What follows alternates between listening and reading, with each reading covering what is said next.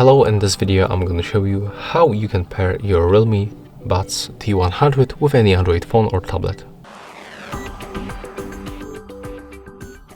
So first of all, you have to open this charging case and then remove both earbuds.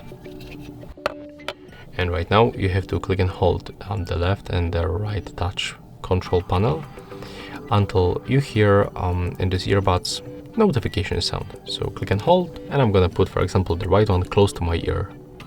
And right now, after holding for like 2 seconds, I can definitely hear that sound. And as you can see right now, we get this automatic pairing notification. But if you don't have it, I'm gonna show you how to do this step by step. So go to the Bluetooth settings, select to pair new device, and select your Realme Buds T100. Accept the pairing. Okay, so as you can see, we are successfully connected, and that's all for this video. Hope you like it.